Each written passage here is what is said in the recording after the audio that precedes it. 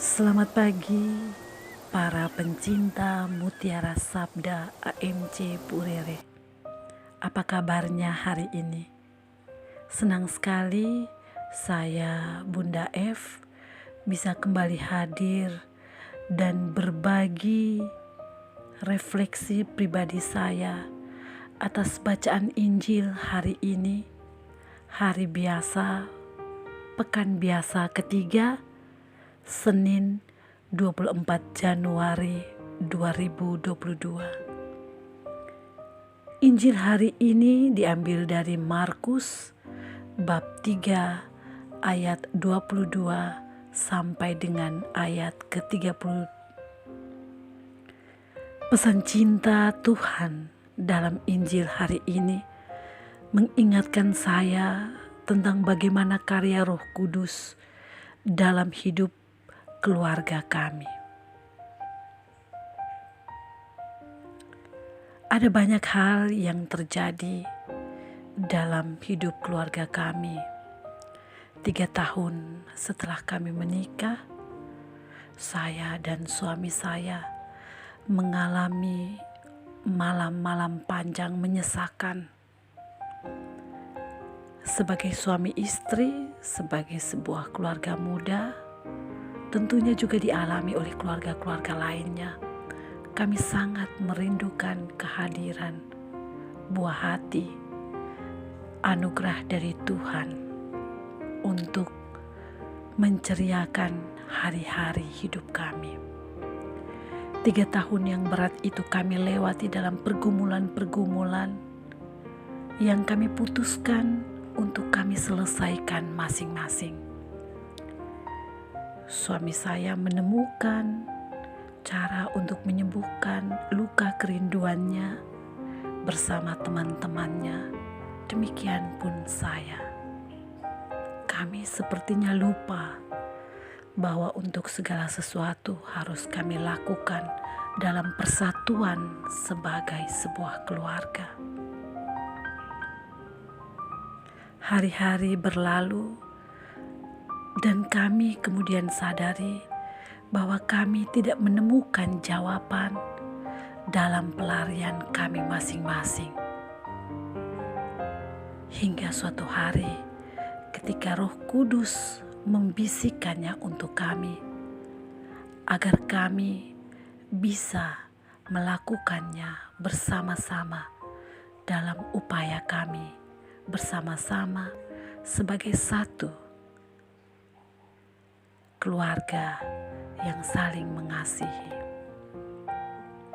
Kami lalu memutuskan untuk berhenti mencari jawaban di luar dan berjuang untuk menemukannya dalam diri kami masing-masing, dan itu dilakukan bersama-sama. Doa-doa kami pun kami rubah.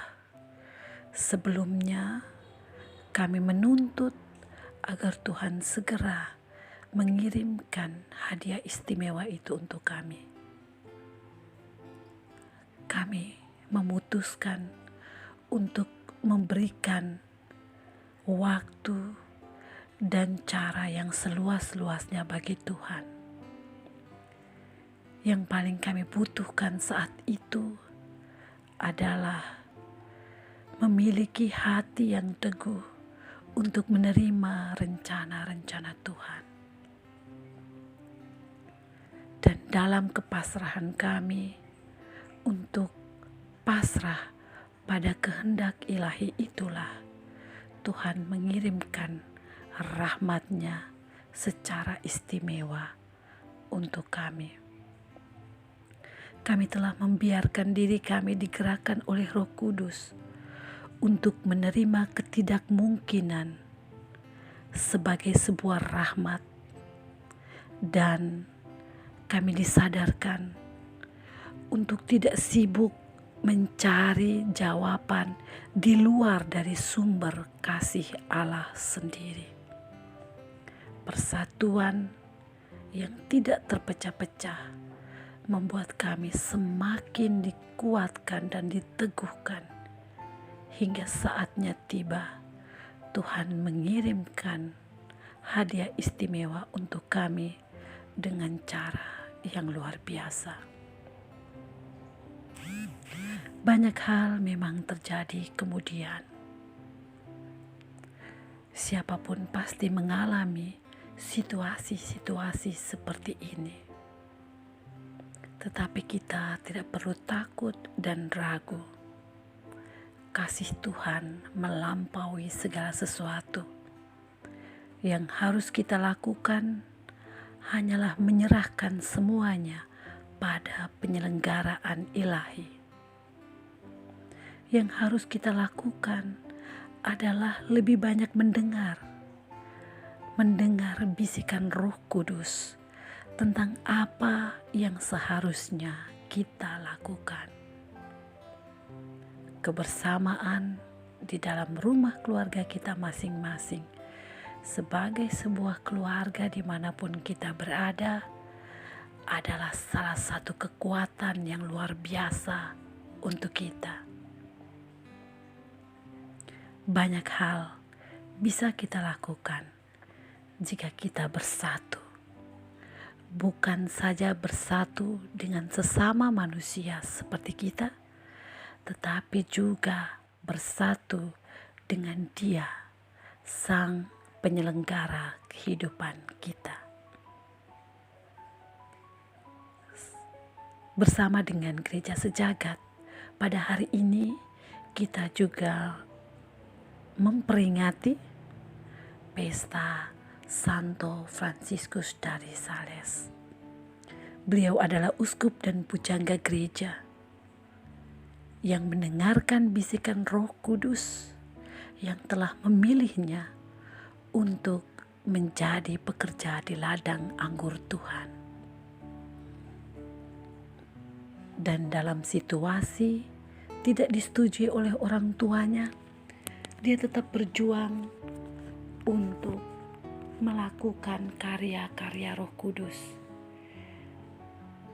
Dari Fransiskus de Sales, kita mengenal pewartaan melalui media-media massa. Hingga saat ini sudah semakin banyak cara untuk membagikan warta sukacita, kabar gembira dari Tuhan untuk siapa saja. Semoga kita menjadi kabar gembira itu sendiri untuk lebih banyak orang, dan semoga kita juga tetap setia untuk mendengarkan dan mewartakan kabar sukacita itu untuk lebih banyak orang. Tuhan memberkati kita.